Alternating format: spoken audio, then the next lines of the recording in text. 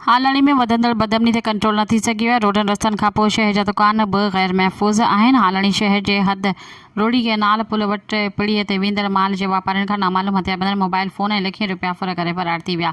हालाणी जी पुराणी मार्केट पीरज़ादा मस्जिद वटां ॿ नामालूम मोटरसाइकिल सवार हथियारबंदनि जे ज़ोर ते ॻोठ उड़ंदो जे रहवासी मंठार अली सुंगरो खां फ़ोन ऐं रोक रक़म फुर करे विया, जॾहिं त थाणे जे चंद मुफ़ातिल ते अब्बासी CN जे भरिसां ॻोठ कोड़ो सहतो वासी धणी बख़्श सहतो खां नामालूम माण्हुनि सीधी मोटरसाइकिल फुर करे फरार थी विया। माल पिड़ीअ मां फयाज़ लाशरी जी मोटरसाइकिल चाबी चोर काहे विया। ॻोठ अब्दुर्रहमान ॿांभण वासी माजिद ॿांभण जी ज़रई ज़मीन ते लॻल ट्यूबवेल तां पखो ऐं पाइप चोर चोरी करे विया।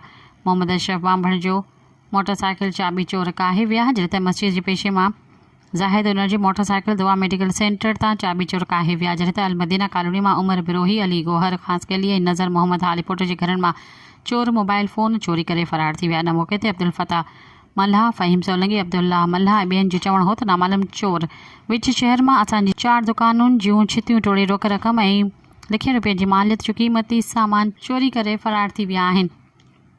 असांजी चोरी थियल सामान समेत रोक रक़म वापसि न कराए ॾिनो त ॿी सूरत में थाणे अॻियां धरणो हंयो वेंदो।